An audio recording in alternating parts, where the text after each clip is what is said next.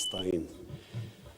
پہلے تو شفقت محمود میں آپ کا شکریہ ادا کرتا ہوں کہ آپ نے پہلے تو یہ فنکشن کی اور یہ بڑا امپورٹنٹ کہ ہال آف فیم اپنے اسکالرز کو ہال آف فیم کے اندر اکنالج کیا،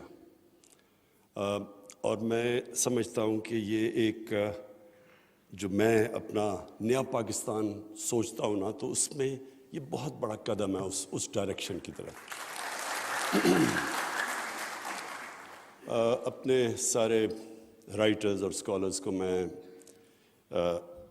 اپنے جو مسلمانوں کا جب سنہری دور شروع ہوا تو آپ سب کو یہ پتہ ہونا چاہیے کہ اسکالرز کی بہت بڑی جگہ تھی، عالم کا بہت بڑا رتبہ تھا۔ آپ اگر کوئی بھی اکاؤنٹ پڑھیں، البرونی، ابن بطوطہ، تو وہ جب ابن بطوطہ موروکو سے جب نکلا تو وہ جدھر بھی جاتا تھا، جب پتہ چلتا تھا کہ ایک اسکالر آ گیا، عالم آ گیا ہے، دروازے کھل جاتے تھے، ان کو بڑی خاطر ہوتی تھی، ان کو گھروں میں رہتے تھے، بڑے بڑے ان کے وظیفے لگ جاتے تھے۔ تو جب ایک سویلائزیشن اوپر جا رہا ہوتا ہے تو اس کے رول ماڈلز پر اسکالرز بن جاتے ہیں، کیونکہ اسکالرز ڈائریکشن دیتے ہیں ایک قوم کے، اس کا قبلہ درست کرتے ہیں۔ اور جب اسکالرز کی اہمیت ختم ہو جاتی ہے یا اسکالرز غلط راستے پہ چلے جاتے ہیں تو پھر یہ جو سویلائزیشن ان کا عروج اور ان کا زوال ہوتا ہے، اگر اسکالرز صحیح راستے پہ سویلائزیشن کو رکھیں تو اس کا زوال نہ آئے، لیکن اسکالرز بھی غلط راستے پہ چلے جاتے ہیں۔ ہم نے اپنی آنکھوں سے مغربی سویلائزیشن کو، میری اب اتنی عمر ہے، میں نے دیکھا اندر سے، قریب سے، اور ہم نے دیکھا کہ وہ جب وہ اوپر جا رہے تھے تو ان کی کیا خاصیت تھی، میں انگلینڈ کی بات کر رہا ہوں، اور جب ان کی جب اسکالرز راستہ اپنا بھول گئے تو اس سے کیا نقصانات ہوئے معاشرے میں۔ دیکھیں، اسکالرز گارڈ کرتے ہیں ایک قوم کا نظریہ۔ علامہ اقبال، کتابیں تو میں نے لکھی ہیں، لیکن وہ میں نے اور طرح لکھی تھی، کیونکہ پاکستان کا پتہ ہی نہیں تھا لوگوں کو، میں نے ٹریول بکس باہر کے لیے لکھی، اب تو پھر بھی لوگوں کو کوئی سمجھ آئے کہ کتنا خوبصورت ملک ہے ہمارا، لیکن ہمارے اپنے لوگوں کو ہی نہیں پتہ تھا کہ پاکستان کی کتنی ورائٹی ہے، کس طرح 12 موسم ہے، اپنے لوگوں کو نہیں پتہ تھا۔ تو وہ کتاب تو خیر ٹریول بکس میں نے لکھی، باقی کرکٹ کی تھی۔ لیکن جو علامہ اقبال کا امپیکٹ پڑا مسلمانوں پہ اور پڑھتا گیا، میں پاکستان کی نہیں بات کر رہا، یا جب تب ہندوستان میں مسلمانوں کی میں بات کر رہا، ساری دنیا میں مسلمانوں کے اوپر، ایک میں پڑھ رہا تھا کہ ایک الجیرین فریڈم فائٹر تھا، اس کا نام تھا بومدین، وہ کہتا میں ایک اقبال کے شعر سے مسلمان ہوا ہوں، وہ ایتھیسٹ تھا۔ تو یہ ہے امپیکٹ اسکالرز کا۔ اور جو آج کا پاکستان ہے، میں اس لیے بھی آج یہاں خاص آیا، اور میں شفقت آپ کا اس لیے بھی شکریہ ادا کرتا ہوں کہ آپ نے مجھے موقع دیا آپ سب سے بات کرنے کا۔ آج کے پاکستان میں اسکالرز کی بہت ضرورت ہے، اور میں آپ کو بتاتا ہوں کیوں ضرورت ہے۔ جب لوگوں کو، مجھے افسوس ہوتا ہے کہ ہماری اپنی اسلام کی تاریخ کا بھی نہیں صحیح طرح پتہ۔ جب آپ لوگوں سے پوچھیں تو لوگ کہتے ہیں جی اسلام کیسے، تو جنگیں یاد ہے، جنگ بدر، پھر جنگ خندق، اور لوگوں کو وہ جنگیں یاد ہیں، لیکن لوگوں کو یہی نہیں پتہ کہ جنگوں کی وجہ سے تو اسلام ایک دم دنیا کی تاریخ میں اتنا بڑا انقلاب آیا ہی نہیں تھا جو آیا ہے۔ یعنی لوگوں کو یہ نہیں پتہ کہ یہ جو انقلاب تھا اس کی کوئی پیرلل ہی نہیں ہے دنیا کے اندر۔ یعنی میں آپ کو ڈیٹس دیتا ہوں نا، 622 میں مدینہ پہنچتے ہیں نبی صلی اللہ علیہ وسلم، اور 625 میں جنگ بدر 313 لوگ لڑتے ہیں، مدینہ پہنچتے ہیں 600 لوگ صرف مسلمان ہوتے ہیں۔ اور 636 کے اندر رومن ایمپائر کولیپس کرتا ہے، اور 636 کے 37 میں ہی پرشین ایمپائر کولیپس کرتا ہے ان کے سامنے. اس کی کوئی پیرلل نہیں ہے دنیا کی تاریخ میں. تو ہمارے اسکالرز نے کبھی بھی اس کی صحیح معنی میں اپنے لوگوں کے اندر یہ اینالائز کیا ہی نہیں کہ کیا ہوا تھا. جو سارے 10 سال تھے 622 سے 632 تک،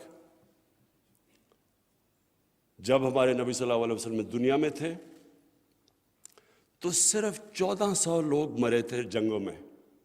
ساری جتنی جنگیں ہوئی تھی صرف 1400 لوگ مرے تھے، جس میں 600 مسلمان شہید ہوئے تھے. اور وہ 150 مربع میل پہ وہ پھیل چکے تھے مسلمان. تو اصل میں وہ ایک فکری انقلاب تھا، وہ تلوار سے نہیں آیا تھا. وہ لوگوں کے کیریکٹرز بدل گئے تھے، انسان بدل گئے تھے. قرآن کی آیت ہے کہ میں کبھی کسی قوم کی حالت نہیں بدلتا جب تک وہ قوم خود اپنی حالت بدلنے کی کوشش نہیں کرتی، اپنے آپ کو نہیں بدلتی. تو وہی انسان تھے. وہ جس طرح مولانا رومی کی ایک ورس ہے کہ جب اللہ نے تمہیں پر دیے ہیں تو تم کیوں چونٹیوں کی طرح زمین پہ رینگ رہے ہو. تو پر دے دیے انہوں نے، کیریکٹر بدل دیے، آزاد کر دیا انسانوں کو. اشرف المخلوقات کا اصل پوٹینشل نکلایا. پتہ چلا کہ انسان میں اللہ نے کتنی طاقت دی ہے. کہ جب فرشتوں کو کہا تھا اس کے سامنے جھکو، تو جب شیطان نے کہا کہ میں نہیں جھکتا، تو اللہ نے کہا تمہیں بھی نہیں پتا کہ میں نے اس کو کیا کیا طاقت دی ہے. علم، تعلیم، علم، طاقت علم سے آتی ہے. تو وہ جو انقلاب آیا تھا، وہ اس لیے ضروری ہے ہمیں اپنی ینگر جنریشن کو بتانا، کیونکہ اس وقت ہماری ینگر جنریشن کے اوپر جس طرح کا سوشل میڈیا اور میڈیا کی وجہ سے جو پریشرز اب ہیں، جس طرح کا یلغار ہے، انسانی تاریخ میں کبھی بچوں اور یوتھ کے اوپر ایسا نہیں تھا. آج ایک بچے کے پاس موبائل فون کے اوپر وہ کانٹینٹ ہے جس میں زیادہ تر پازیٹیو بھی ہے، نالج بھی ہے، انفارمیشن بھی ہے، لیکن وہ دوسرا کانٹینٹ ہے، ایکس ریٹڈ کانٹینٹ، جو انسانی تاریخ میں بچے نے کبھی فیس نہیں کیا. اس لیے اس ملک میں ہمارے اسکالرز کی، ہمارے فلم ٹی وی پروڈیوسرز کی بہت زیادہ آپ کی ذمہ داری ہے اپنی ینگر جنریشن کے لیے کو، اگر ہم نے ان کو صحیح ڈائریکشن پہ رکھنا ہے. دیکھیں، آپ میڈیا کو تو بند نہیں کر سکتے، سوشل میڈیا ریالٹی ہے، کچھ بھی نہیں آپ کر سکتے. آپ کئی دفعہ مجھے آتا ہے کہ جی یوٹیوب کے اوپر یا کسی کے اوپر یا ٹک ٹاک کے اوپر یہ کانٹینٹ آیا، میں ان کو پی ٹی اے کو ٹیلی فون کرتا ہوں، وہ بلاک کر دیتے ہیں سائٹ، اگلے دن کوئی اور نکلاتی ہے.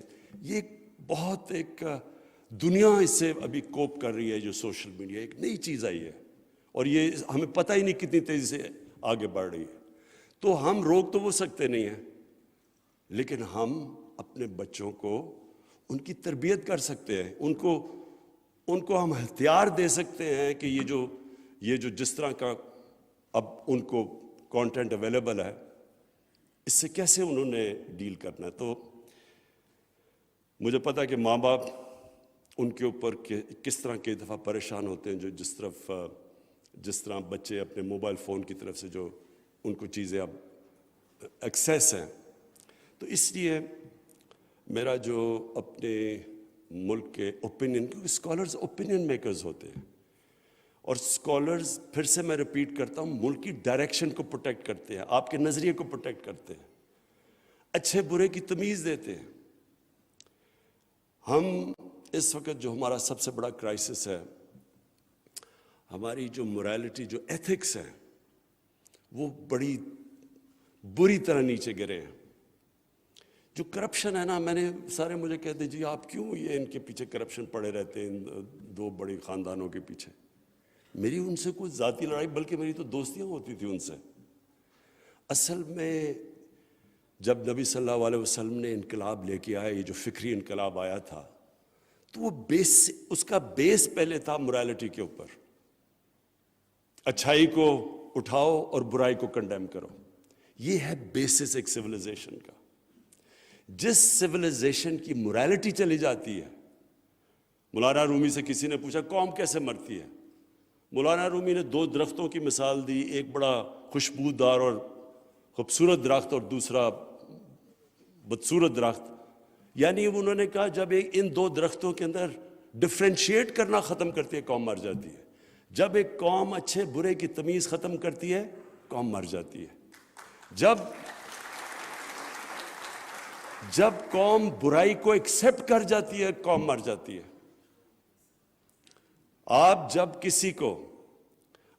جب برے کو برا نہیں کہتے اور اس کو ایکسیپٹ کر جاتے تو اس کا مطلب کہ آپ کا زوال شروع ہو گیا. کیونکہ میں جب دیکھ رہا ہوں کہ میرے ساتھ والا گھر میں وہ 5 مرلے گھر میں رہتا تھا اور دیکھتے دیکھتے اس کے پلازا بن گیا، پورا پیلس بن گیا، زمینوں پہ قبضے کر کر کے اربوں پتی بن گیا.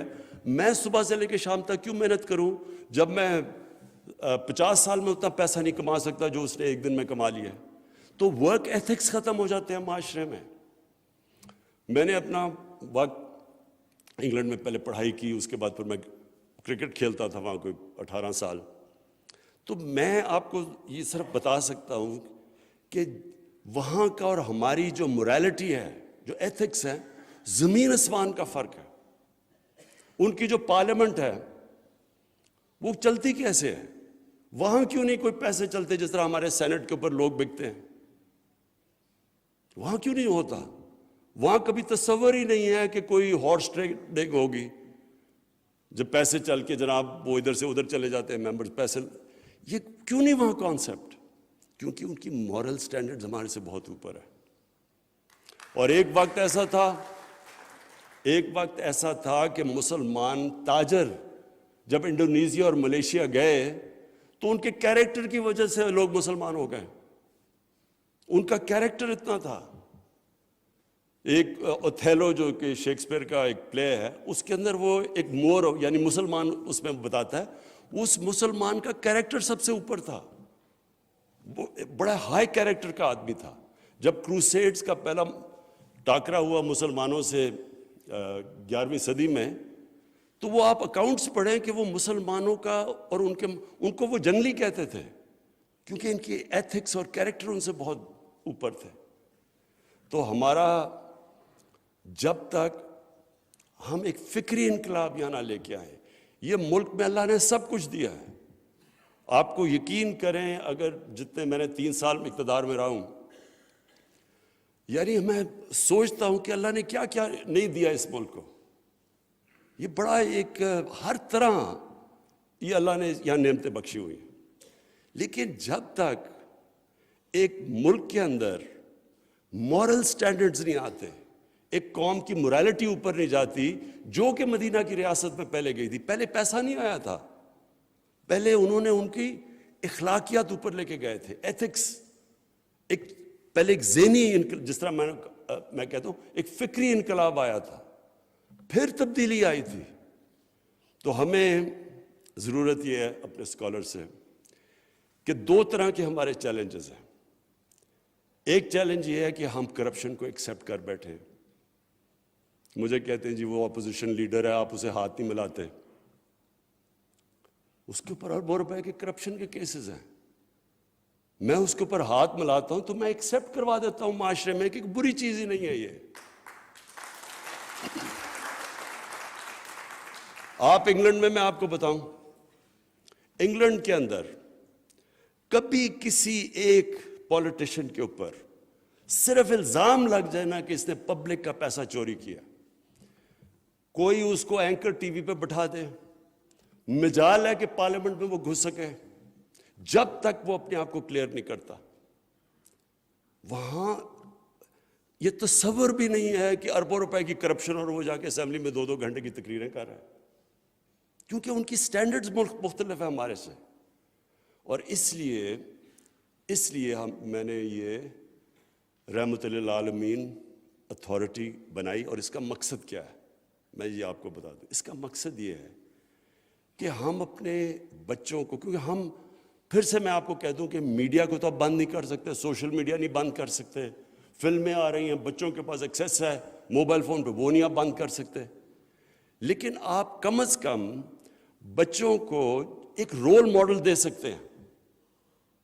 اور رول ماڈل بچوں کا وہ رول ماڈل ہے جو دنیا کی تاریخ کا سب سے عظیم لیڈر، چاہے آپ مسلمان ہوں یا نہ ہوں، 100 گریٹسٹ مین کے اندر جو نمبر 1، وہ جو ایک ہارٹ ہے جس نے جو کتاب لکھی ہوئی ہے، نمبر 1 اس نے ہمارے نبی صلی اللہ علیہ وسلم کو اس لیے بنایا کہ کوئی ہے ہی نہیں جس نے زیادہ اچیو کیا ان سے۔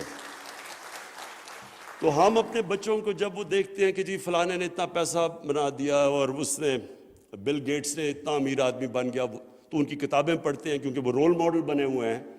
ہمیں ساتھ ساتھ وہ بھی رول ماڈلز ہوں، لیکن ہمیں ساتھ ساتھ اپنے بچوں کو بتانا تو چاہیے کہ دنیا کا سب سے عظیم لیڈر، اس کی کیا کوالٹیز تھیں کہ وہ اتنا، انہوں نے ایک پوری 2 سپر پاورز کے سامنے ایک قوم جس کی حیثیت ہی کوئی نہیں تھی، ان کو اٹھا کے دنیا کی امامت کروا دی۔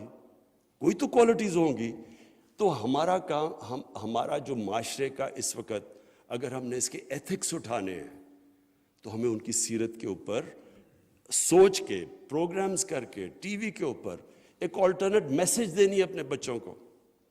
جاپان کے اندر پہلے 7 کلاسز کے اندر وہ بچوں کو شنٹوازم، جو ان کا دین ہے، اس کے ایتھکس پہلے سکھاتے ہیں، میتھس اور اس کے علاوہ ایتھکس سکھاتے ہیں بچوں کو، اچھے برے کی تمیز سکھاتے ہیں۔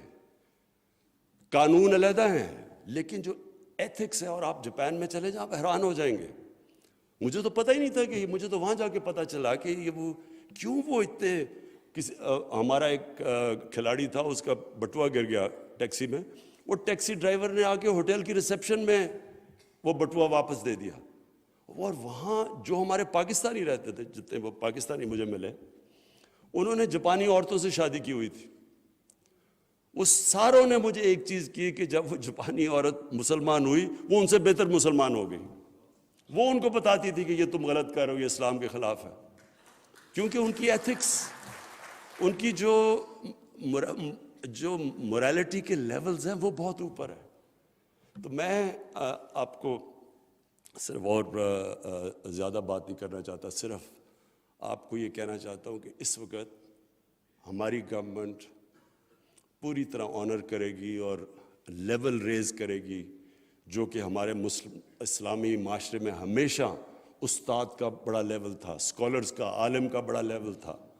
ہم انشاءاللہ آپ کو پوری طرح بیک کریں گے، لیکن آپ نے اپنی ذمہ داری پوری لینی ہے کہ اس معاشرے کے لیے ہمیں ایک فکری انقلاب چاہیے، ایتھکس چاہیے، اچھے برے کی تمیز چاہیے۔ اور دوسری طرف یہ جو سب سے خوفناک چیز ہو رہی ہے، جب سے میں پرائم منسٹر بنا، تو جب میں نے آئی جی کو بلائے سارے صوبوں کے، تو چیک کیا کہ کون سی کرائمز بڑھ رہی ہیں۔ سب سے زیادہ پاکستان میں سیکس کرائم بڑھ رہی ہے۔ یہ ہمارے لیے بڑی شرمناک چیز ہے، اور یہ میں پھر سے کہہ رہا ہوں کہ یہ موبائل فون کا جو چیلنج آیا ہے، اس کی اچھائیاں ایک طرف، جو دوسری طرف آ رہا ہے اس سے بہت بڑا چینج آ رہا ہے ہمارے معاشرے میں۔ یہ ہمارا بہت بڑا چیلنج ہے۔ بچوں کے ساتھ زیادتیاں، 3 سال پہلے ایک زینب کیس ہوا تھا تو سارا معاشرہ ہمارا کھڑا ہو گیا۔ اب آپ اخبار میں پڑھیں تو 3-4 دفعہ بچوں کو سے زیادتیاں ہو رہی ہیں، عورت کو ریپ کیا جا رہا ہے، اور کوئی ریئیکشن ہی نہیں آ رہا، کیونکہ اتنی زیادہ ہو گیا۔ میں 3 سال پہلے سے لگا ہوا تھا کہ یہ بہت بڑا ایک چیلنج ہے ہمارے معاشرے کے لیے۔ تو ہمارے لیے دونوں طرف جو میڈیا ہے، جو فلمز ہیں، جو سیریلز ہیں، آپ دیکھیں اگر ہم اپنا فلمز دیکھیں تو زیادہ تر ہالی ووڈ سے بالی ووڈ جاتا ہے، اور بالی ووڈ سے پاکستان آ جاتا ہے مٹیریل، تھرڈ ہینڈ مٹیریل آتا ہے۔ وہ جو کلچر آ رہا ہے ہم ریئلائز ہی نہیں کرتے کہ اس کے کیا کیا ریپرکشنز ہیں معاشرے میں۔ کبھی کسی نے اینالائز نہیں کیا کہ ہندوستان میں، کیونکہ میں ہندوستان تو کرکٹ کی وجہ سے بہت جاتا تھا، تو جو ہندوستان کی فلمیں 40 سال میں بدلی ہیں، پہلے کیا ہوتی تھیں اب کیا ہیں، اس کا امپیکٹ دیکھ لیں کہ ہندوستان کے فیملی سسٹم میں کیا ہے، ڈیورس ریٹ کتنی بڑی ہے، دلی کو ریپ کیپٹل کہا جاتا ہے، اور وہی ہم پھر کلچر لیتے ہیں تو اس کے یہاں ایفیکٹس آئیں گے۔ اور یہ اسکالرز کا کام ہے، گائیڈ کریں معاشرے کو، آلٹرنیٹ لائف سٹائل بتائیں کہ یہ جو اسکالرز کا کیا کام ہوتا ہے، اینالائز کریں، معاشرے کا ڈائریکشن ٹھیک کریں۔ ان کی طاقت کیا ہے مغرب کی؟ میں جانتا ہوں ان کی طاقت کیا ہے۔ ان کی طاقت وہ ہے جو مدینہ کے ریاست میں نبی صلی اللہ علیہ وسلم نے ایجوکیشن کے اوپر زور دیا، تعلیم پہ، جو انہوں نے رول آف لا سیٹ کیا، اور جو انہوں نے ایک انسانیت کا نظام، ویلفیئر اسٹیٹ بنائی دنیا کی تاریخ میں پہلی دفعہ، وہ آج وہاں آپ کو ملتی ہے۔ رول آف لا بھی وہاں ملتا ہے، اسکینڈینیویا سے بہتر ویلفیئر سسٹم ہی دنیا میں آپ کو کہیں نہیں ملتا۔ یہودی آج دنیا کو ڈومینیٹ کرتے ہیں کیونکہ وہ تعلیم کے اوپر جو ان کا حکم تھا کہ جب سے پیدا ہو اور جب تک قبر میں جاؤ علم سیکھو، وہ یہودیوں کو دیکھ لیں جتنی وہ محنت کرتے ہیں، اور جو ہر یونیورسٹی کے پروفیسرز، نوبل پرائز ونر، وہ اوپر ہے، جو محنت کرے گا اوپر جائے گا، کیونکہ وہ تو رحمت العالمین تھے، سب انسانوں کے لیے تھے وہ۔ تو جو انسان ان کی حکم پہ اور سنت پہ چلے گا وہ اوپر چلا جائے گا، جو انسان، کیونکہ وہ رحمت العالمین تھے۔ لیکن جو وہاں تباہی مچی ہے، ان کے فیملی سسٹم جو ڈسٹروائے ہو رہا ہے، جو ان کے لائف سٹائل کی وجہ سے ہمارے سامنے ہو رہا ہے، ہمارے سامنے ہوا ہے۔ میں بار بار مثال دیتا ہوں، 1970 میں 14 میں ایک ڈیورس ہوتی تھی انگلینڈ میں، آج 70-80% ڈیورس ہے، کیونکہ وہ جو لائف سٹائل ہے وہ اس کا امپیکٹ پڑنا ہے۔ تو ہمارے لیے ضروری ہے، اسکالرس کے لیے، کہ اپنے معاشرے کو گائیڈ کریں آپ۔ میں آخر میں پھر سے آپ کو کہتا ہوں کہ یہ گورنمنٹ پورا بیک کرے گی اپنے اسکالرز اور رائٹرز کو، اور آپ سے میں یہ امید رکھتا ہوں کہ آپ ہمارے معاشرے کو گائیڈ کریں گے، اور یوتھ کو خاص طور پہ۔ شکریہ۔